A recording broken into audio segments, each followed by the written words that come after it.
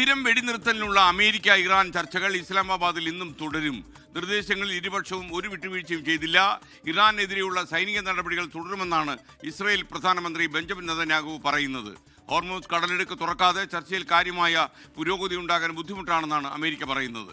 ഇറാനുമായി ധാരണയിലെത്താൻ കഴിഞ്ഞില്ലെങ്കിലും അമേരിക്ക വിജയിക്കുമെന്നാണ് ട്രംപിന്റെ അവകാശവാദം. നമുക്ക് ആദ്യം ആ പ്രതികരണത്തിലേക്ക് ഒന്ന് കടക്കാം.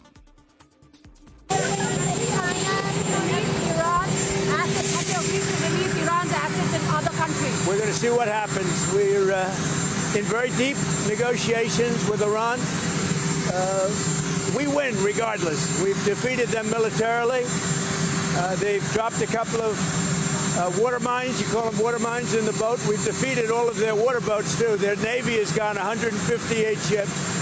They have 28 water droppers, mine droppers they call them. All of them are sunk. They probably have a couple of mines in the water. We have mine sweepers out there. We're sweeping the strait. In addition to that, we're negotiating. Whether we make a deal or not makes no difference to me. അമേരിക്കയിലെ ന്യൂയോർക്കിലെ ചരിത്രപ്രസിദ്ധമായ time സ്ക്വയറിൽ നിന്ന് മധു കൊട്ടാരക്കര തത്സമയം ചേരുന്നു. മധു, good morning. ഈ time സ്ക്വയറിൽ ഇപ്പോൾ സമയം എത്ര മണിയായി? ഇപ്പോൾ രാത്രി 9 മണി കഴിഞ്ഞ് 41 മിനിറ്റ് ആയിട്ടുണ്ട്. വലിയ പ്രതിഷേധങ്ങൾ പല രാജ്യക്കാരുടെ നടക്കുന്നുണ്ട്. ചൈനക്കാരുടെ ഒരു പ്രതിഷേധം ഇപ്പൊ കഴിഞ്ഞതേ ഉള്ളൂ. പിന്നെ എസ്കെൻ കാഴ്ചയുടെ പുതുവസന്തം സമ്മാനിച്ച ഫ്ലവേഴ്സിനും എസ്കെനും ഞങ്ങളുടെ എല്ലാ ആശംസകളും അറിയിച്ചു കൊടുക്കും. താങ്ക് യു മധു കൊട്ടാരക്കര. ഇനി നമുക്ക് ഇസ്ലാമാബാദിലേക്ക് തിരിഞ്ഞാൽ നമുക്ക് ആശാവഹമായി എന്തെങ്കിലും പുരോഗതി ഇന്നലത്തെ ചർച്ചയിലുണ്ടായോ? ഇന്നും ചർച്ച തുടങ്ങും. ഇനി ഹോർമോസിന്റെ കാര്യത്തിൽ വിട്ടുവീഴ്ചയില്ലെങ്കിൽ പിന്നെ എങ്ങനെയാണ് ചർച്ച പുരോഗമിക്കുക?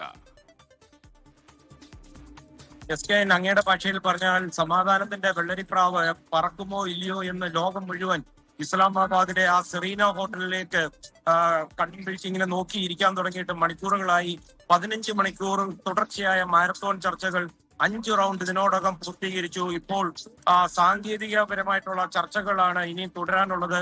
തന്നെയുമല്ല, രണ്ട് സൈഡിലെയും ടെക്നിക്കൽ ഡീറ്റെയിൽസ് കൈമാറുന്ന ഒരു ഘട്ടത്തിലേക്കാണ് കടന്നിരിക്കുന്നത്. ഇതോടൊപ്പം പാകിസ്ഥാനിലെ നൂർ ഖാൻ വ്യോമസേന കേന്ദ്രത്തിൽ അല്പം മണിക്കൂറുകൾക്ക് മുമ്പ് ഒരു സംഘം സാങ്കേതിക വിദഗ്ധർ ഇറാന്റെ ഭാഗത്തു നിന്ന് എത്തിയതായിട്ടുള്ള വിവരവും നമുക്ക് ഈ സമയം വരുന്നുണ്ട്.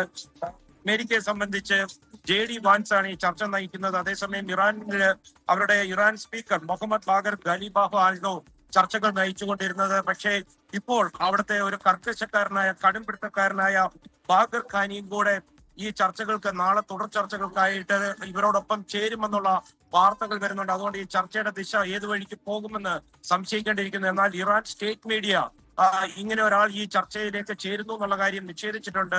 എസ്കെൻ, ഈ ചർച്ച തുടങ്ങണമെന്നെങ്കിൽ ഹോർമൂസ് കടലിടുക്കിന്റെ കാര്യത്തിലും അതുപോലെ ലെബനനിലെ കാര്യത്തിലും അതുപോലെ തന്നെ ലെബനിലെ നെതന്യാഹു നടത്തുന്ന ഹിസ്ബുള്ളക്കെതിരെയുള്ള ആക്രമണം നിർത്തണം, അതുപോലെ തന്നെ ഇറാന്റെ മരവിപ്പിച്ച ആസ്തികൾ വിട്ടുകൊടുക്കണം എന്നൊക്കെയുള്ള നിബന്ധനകൾ മുന്നോട്ട് വെച്ചെങ്കിലും പിന്നീട് പരിമിതപ്പെടുത്തിയ ഒരു അയവ് വരുത്തിയോട് കൂടിയാണ് ചർച്ചകളുടെ തുടക്കമായത്.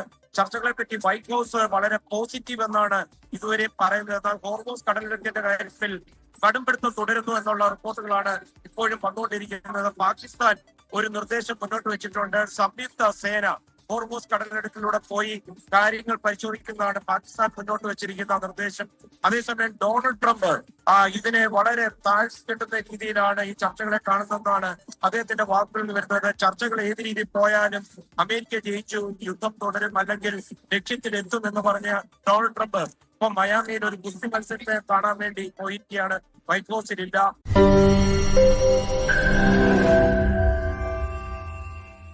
ലോകത്തെവിടെയായാലും ഏത് സമയത്തും 24 വാർത്തകളും ഓഗ്മെന്റഡ് റിയാലിറ്റി പാക്കേജുകളും എക്സ്പ്ലെയിനറുകളും വിശദമായി കാണാൻ ഞങ്ങളുടെ യൂട്യൂബ് ചാനൽ നിങ്ങൾക്ക് സബ്സ്ക്രൈബ് ചെയ്യാം.